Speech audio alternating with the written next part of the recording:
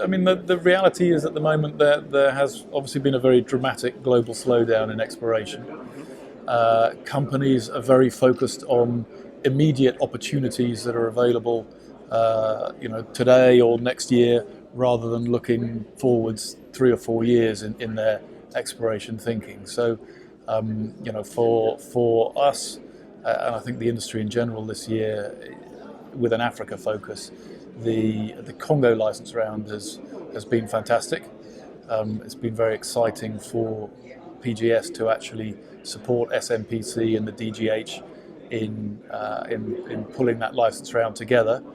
And the last step that I think industry was waiting for occurred just before this conference here at Upstream, was the publication of the Petroleum Code. And so that was really the last piece in the jigsaw puzzle before the license round actually moved forwards in earnest, was publication of that code and then the cahier de charge, the details on each specific block. So those are now available on the Congo website. It is going to be announced this week. So the timeline for that is that the bids are expected to close on January the 31st. And thereafter, it will probably take 2 to 3 months for the bids to actually be fully evaluated, and the awarded companies released to industry. So, my personal feeling, and I think it will be borne out, is that it will be a very successful round. I think, because we've been involved in putting the bid round together, we're aware of the number of companies that have registered, and that's been very positive. There's also been a very strong desire of those companies to license data and work the region on a technical basis based on new data sets, but also trying to pull that into the wider sort of West African perspective. Obviously, the focus for this round in the deep water and moving forwards for the Congolese specifically is the pre-salt. So there's been a lot of companies with good pre-salt experience in Angola or across the other side of the Atlantic in Brazil, bringing that knowledge to hopefully bear fruit in the Congo round. The bid round's obviously taken slightly in excess of a year to put together, and we've now got 2 or 3 months of it left to run up until January the 31st. When we first started the preparation as PGS for this round, we looked at what open acreage there was, where we think there would be high prospectivity blocks on offer but without good seismic. And we made a strategic decision to acquire, alongside SMPC as our partners, data in the Marine 20 block. So just under 3,000 square kilometres of new broadband geostreamer data that is now available ahead of the round for companies to license, and hopefully, through that licensing, they have a very strong understanding of the potential of that block, and we'll be bidding on that moving forwards. What's really driving the market at the moment is access to acreage. These companies, they need to see license rounds.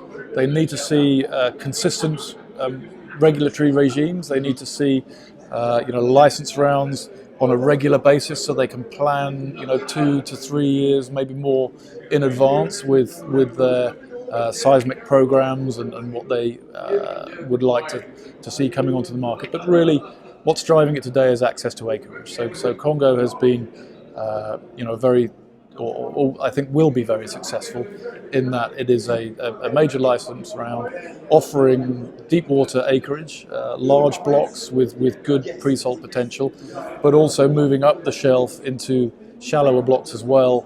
So it's not just the super majors that can actually participate. It's the wide range of companies that can participate, and they've also been very transparent to industry in that they're then saying that they expect a license round up on the shelf blocks to follow shortly after the close of this round. So there's something for everyone, but the prime focus is the pre-salt.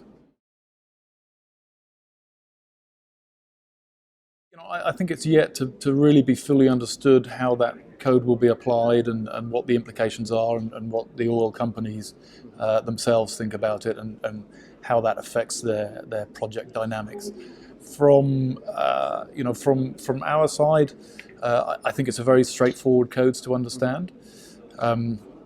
There is a requirement for SMPC to be able to participate with up to 15%. And then in the code itself, there was also the requirement for a local content private company to participate in the blocks with 15% as well. Now, an important point to note is that although that's actually in the Petroleum Code, the minister has a right of derogation. I think it's Article 43 of the code to actually make changes to that as necessary.